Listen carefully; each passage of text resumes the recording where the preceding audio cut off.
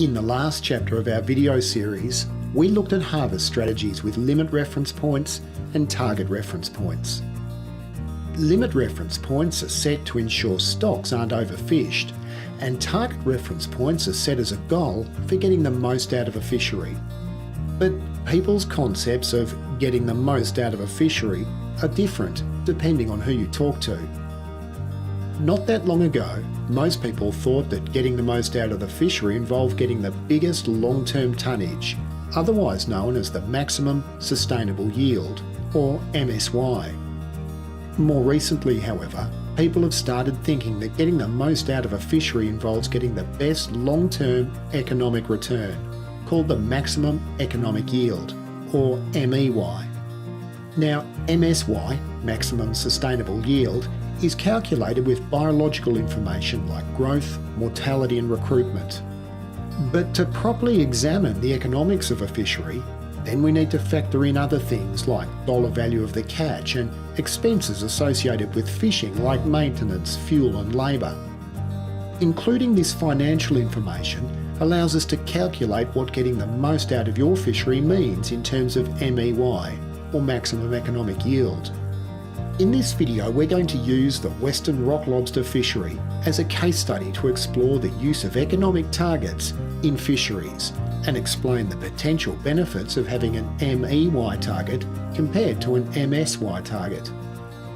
Up until the mid-2000s, the biological objective for the Western rock lobster fishery was to maintain the breeding stock at or above the levels of 1980 to ensure sustainability.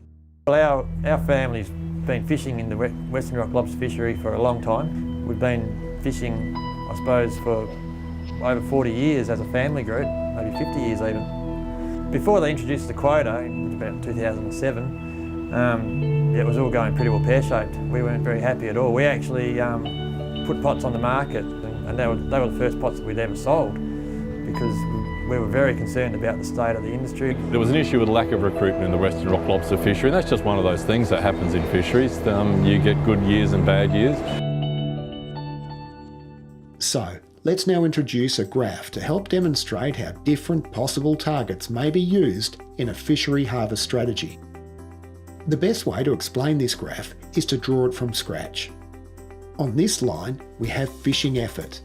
And on this line, we have yield from the fishery in tonnes. So let's look at effort first. In the Western rock lobster fishery, effort is measured in pot lifts. But in other fisheries, it might be, for example, number of hooks, number of trawls, or hours fished. It's important to understand that we're not talking about individual boats here. We're talking about the whole fishery. Now, the curve of our graph starts here, and it's easy to see that if there's no fishing effort, then there won't be any catch. As fishing effort increases, so does the yield, until the fishery reaches a point where the yields begin to decrease because the surplus stock is being fished down. At very high levels of fishing effort, the stock is fished down to a point where there is no surplus of fish, which means no yield as well. But at this point here, at the top of the curve, is where, in theory, we get MSY, the maximum sustainable yield from the fishery. In practice, this point is quite hard to pin down because of uncertainty and year-to-year variations in stock dynamics. Nevertheless, although simplistic, it is worth remembering this graph because it's fundamental to understanding fisheries harvest strategies. In the Western rock lobster fishery before 2005, MSY was the target reference point that fisheries managers were aiming for. The Western Australian State of the Fisheries report for 2005-2006 noted that the Western rock lobster stock remained close to maximum sustainable yield. But did this strategy have some inherent problems and not get the best out of the fishery? We were always competing with other fishermen before it went to quota, and that was the whole thing. You had to have a fast boat, you had to buy the newest computer program that might give you a bit of an edge, or sounder, or whatever. You'd leave early and you'd try to pull your pots and get as many pots pulled and get them back onto fresh ground before maybe some other guys might have come to work. The race to fish was crazy. In 2007 and prior, there were a lot of regulations that were in place to control the catch, but they weren't really, they weren't direct, there wasn't good consideration of the efficiency of the fishery. So there was a lot of extra effort in the fishery and a lot of rules that were more around designing, trying to force the fisheries to be, or to force the fishers to be fishing inefficiently. Even though the fishery was operating with catches at about MSY, an unprecedented period of low settlement between 2006 and 2013 forced a complete change in how the Western rock lobster fishery was managed. A huge effort reduction of about 70% was introduced to protect the breeding stock. In 2010, the fishery also changed from an effort-controlled fishery to a quota-controlled fishery. These changes were designed to move the fishery from an MSY target to an MEY target, maximum economic yield. To help explain what the difference is, we'll need to go back to our graph and make some changes. The bottom line of the graph can stay the same and remain as effort, but we need to change the vertical line here from yield in tonnes to yield in dollars. The curved line now represents revenue from the fishery, not catches. So let's go back to the part of the curve that maximises the yield. Now, that sounds like a good place to be for a fishery, where catches are highest. That means economic yield is at its best for the fishery, right? Wrong. When you add in the economics of the cost of fishing, it becomes a little more complicated. So let's now add another line representing the variable costs of fishing. Obviously, the more effort, the greater the cost in fuel, repairs, baits, salaries, etc.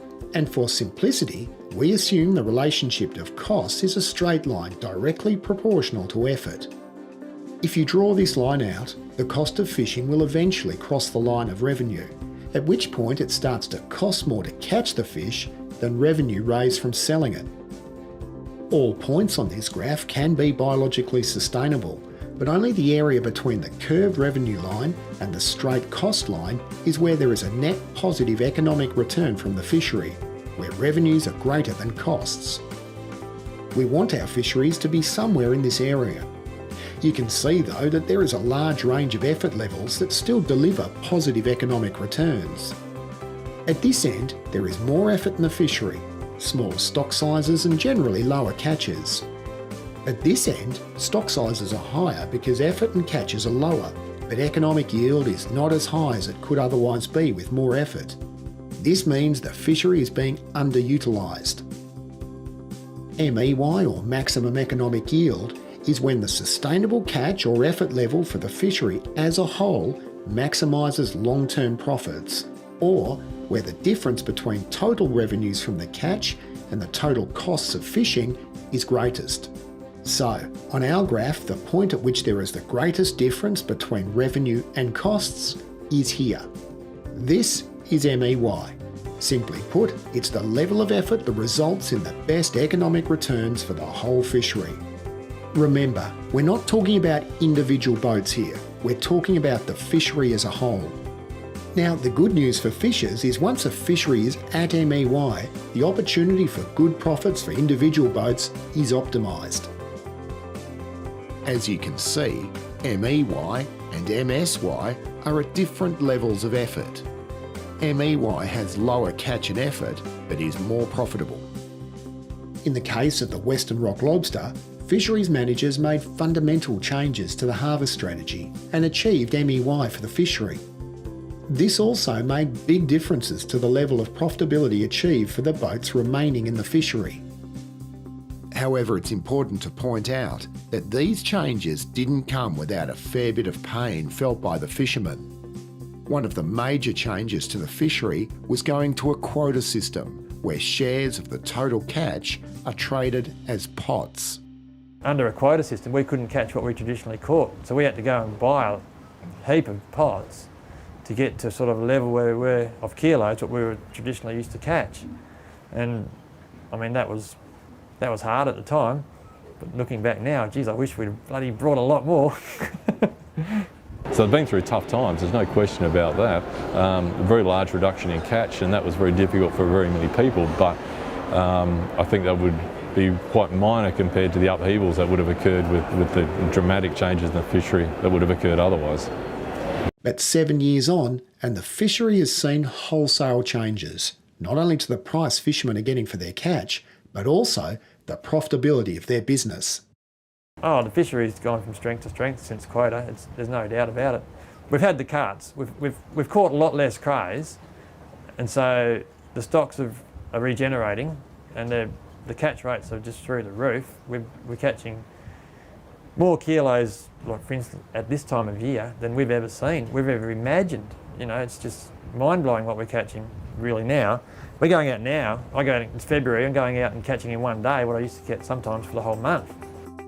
In any business, balancing costs with income is the trick to making a profit. In recent years, there's been a growing shift away from fishing for tonnage towards fishing for profit. It may seem strange, but in many fisheries, lower catches results in improved catch rates and therefore higher profits. Governments in each jurisdiction have an obligation to ensure that harvests are biologically and ecologically sustainable.